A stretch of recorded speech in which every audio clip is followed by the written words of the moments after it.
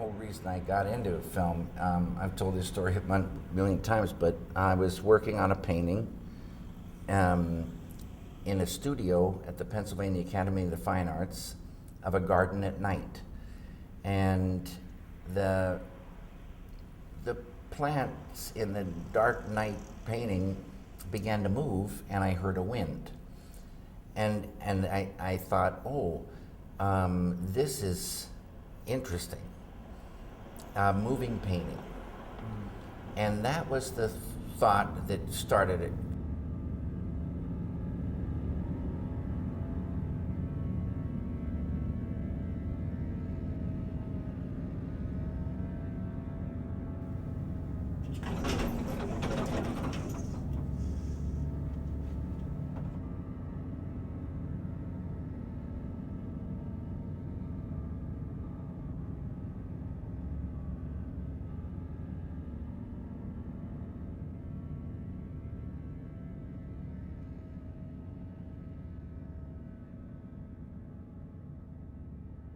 So that to get a painting to move, it held another whole kind of possibility. And then there's a thing of sound, to see what that did to the world. Boom, it can jump if the right sound is married to that picture. A whole another thrill. And now you're starting to get, excited about something. There's this camera shop called Photorama, and the name sort of says. Well, anyway, I got a camera that took single frames, and I asked them about how to light a thing, and they told me, and I did that, and but that would have been the end of it.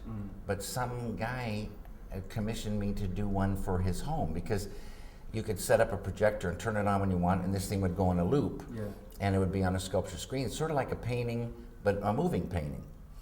And I got a new camera, a Bolex, but I didn't realize it, but it had this broken, they said it was a broken take-up spool. I don't know exactly what was broken, but I worked for 2 months on this animation and took the 100-foot, thing in to get developed, and I came back, put it up against the sunlight, and it was one continuous blur. Everybody thought I would be very upset, but something inside me made me happy, and I made a completely different kind of film out of that, supposed disaster. But it was such a gift, that thing, a gift beyond the beyond. Somewhere along the line, I catch an idea. And that idea is everything to me then. Catch an idea that's a film idea, you fall in love with it for 2 reasons. One, the idea itself and how cinema could translate it. And then you just stay true to that idea and go. And it just keeps talking to you, and you just keep staying true to it and not walk away from anything till it feels correct based on that idea. And that is it. I always use this analogy of fishing. So if you catch one idea, even if it's just a tiny little fish of an idea, but it's a beautiful little fish, and it indicates something, and you fall in love with it, but it's a fragment. Then if you focus on that and think about that and desire more, they'll swim in, and over time they'll swim in. You can't necessarily count on it, but it's our experience that they do come in. And so one thing will start it, and then more will come, and more will come, and like this. But the ideas can come at any time after that, But many things are worked out in script form. So by the time the script is finished, you present it to somebody, I guess, in the system, and then it's one big idea, many little parts, but they see the whole. To me, a script is like a blueprint. It's not the finished house. So, and there's millions of stories of how once you start seeing the house, you say, wait a minute, this would be better to be a slow curve instead of a hard edge, and we need a fireplace here. But there's certain things that the seeing of it conjures up, or happy accidents that happen along the way that you need to be on guard for, because those things could just jump it. It's not finished till it's finished. So who's to say that idea was just waiting for you, the final piece, or it opens up another whole thing. But it was always sort of meant to be. There can be something in the script, but when you actually get into doing it, it's so much more full, and you discover things that came out of the script, but in doing it, it carries it further. And so it just isn't finished till it's finished. When the whole feels correct, then you say it is done. It's done. If you've got a bunch of canvases, ready to go, and you've got paint and a place to work, now you just you catch, all you need to catch is an idea to get you started, and then it's action and reaction, because the paint, it starts talking to you, and so this beautiful action and reaction process starts, and a whole bunch of different things happen, but more often than not, there's a point where the action and reaction, the reaction is to destroy the thing. Yeah, I mean, it's, pretty much bullshit, surface, baloney, and you just want to destroy it. And in the destruction, because the destruction is much more free, there can be some section, some things that you say, wait a minute, and you start working into that and building on the thing that was destroyed, building on the destruction, and another thing comes out, and that's really the way the thing can grow. Get past the thing that you maybe did before, and that's now tired, and you want to break through to something else. A lot of destroying, and if you're not up for destroying, you just can't get there. You get an idea, and this whole thing, and you get an idea, and it happens in a second. But when you start writing it, there's so much there, so much. And if you really were going to focus on just this fragment, you could write sometimes pages. And it's so in that moment, all this stuff is there. And so I try to write it down, I say, in such a way that when I read it later, I'll remember that thing, and it will come back, and that's the only, and so you won't forget it.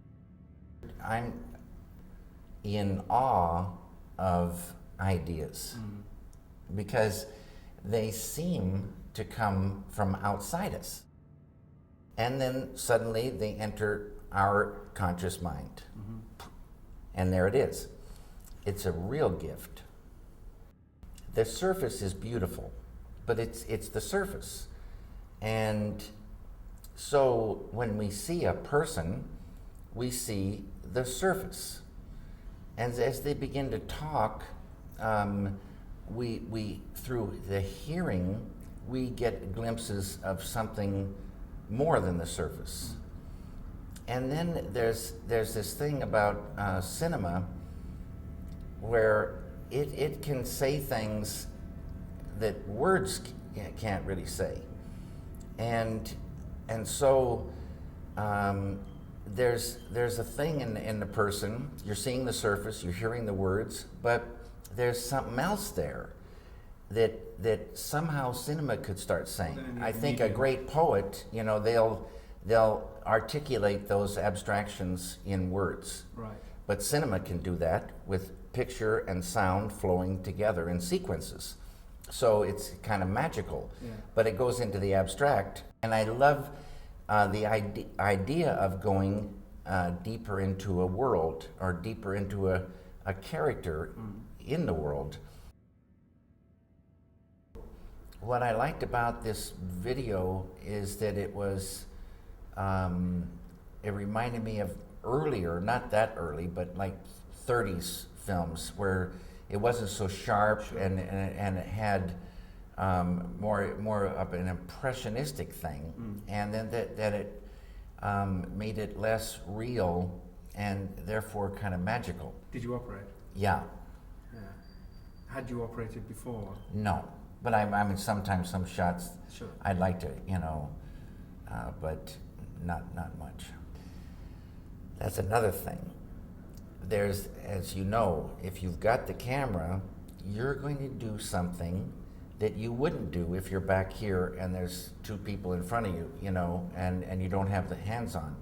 So this to me means I don't want to go back that way, and to having an operator, and I just love being in there. I mean, I've found that the psychological difference between being alone with an actor and having even two people is immense. Yeah. And you get a completely different film. And I've found that I've talked out of shyness or awkwardness. I've so often been talked out of doing something. Yeah. Because of the audience, you know. You just said it, and we don't need that kind of thing. We need to do what's feeling correct right now, no matter what. And it's got to be smooth, effortless, no obstacles, and the digital world is giving it to us more and more and more. So small, the crew, long takes, feel it, and you know, you're still staying true to the idea even more than ever, because you're right in it. I got people that, you know, are taking sound, and I'm trusting that if the picture is moving on the screen, that I'm shooting. You see what you got. If you don't like it, you can pop a 40-watt bulb over here. You can pop a 60-watt bulb here. You can light with light bulbs, and you can pop a little fill on there, or whatever. You see what you have, and you don't need, you know, giant lamps. And because you don't need giant lamps, because you can work with, like you say, what is there 90% of the time, now you can move around the set. You can go from here over to here and not see something you're not supposed to see. And this kind of freedom is unbelievable. And it's kind of like, though, in my mind, the way it's supposed to be. And it's so freeing.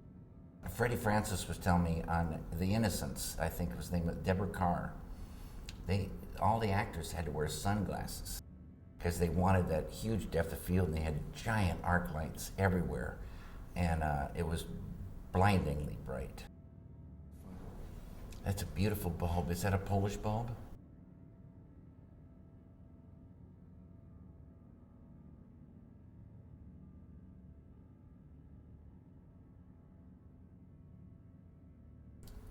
Once you start, there's no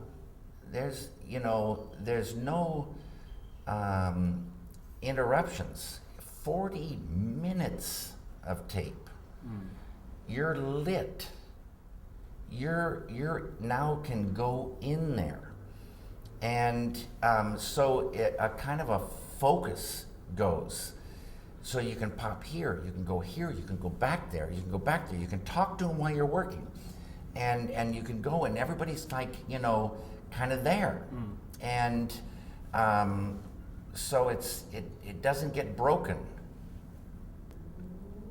What do you expect of an actor? To make it real from a deep level. And I love actors, and I love whatever I can do to let them make it real from a deep level. I'm there, you know, and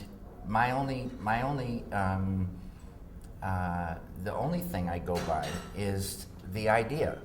So if they're talking too fast, I ask them to slow down. But I ask them to slow down because then I maybe give them some reason, you know, something to think, you know. It's all talking till they tune into the same idea. Once they catch it, they're going to talk slower, and they're going to hold on this pause, and they're going to be doing this just like falling off a log. Get them in the groove, on the same path based on the idea. And it's like they got to let go, like I say, of their own personality and take on another. It's risky business, and they got to make it real. It's just got to feel real, and there they go. Are all actors capable of that? They all are, and it may. You know all this stuff, but like one is great on take one. They just get it. That's the way they go. They do 2 or 3 takes, it just gets wooden. Another is wooden, and then bango, they pop it. And if they're in the same scene, you know, a 2-shot, it get kind of weird. So everybody's different, but they all can get there, and when they get there, I think it's kind of a euphoria for everyone, especially for them. It's like there's no denying it. They were there. But I just want to say one thing about the film. See, because this is a festival for the cinematographer, and these guys, they just love film. They do. And we all love film so much. It's so beautiful. And I really respect them for getting, better and better and better images. But really what it comes down to is getting the image, whatever it is, that is true to that idea. And so the great ones, they'll help you get, whatever it is, in the best possible, technical way, but maybe it's just, it goes against all, the rules, and it's technically bad, but it's what you want. That's what a great cinematographer is to me. Help you get whatever it is that idea is, telling you. And they come in and get in tune with that same idea through talking and action and reaction. You see something, you say, no, Fred, this isn't, the thing. And you talk, and then pretty soon they zero in. And so if everybody you're working with gets zeroed in on the same thing, and then they help you get that. Film is beautiful, but it's now having had this experience, I would die to go that slow ever again. And it's slow not in a good way, slow in a death. Do you think you won't go back? No, I'm not going back.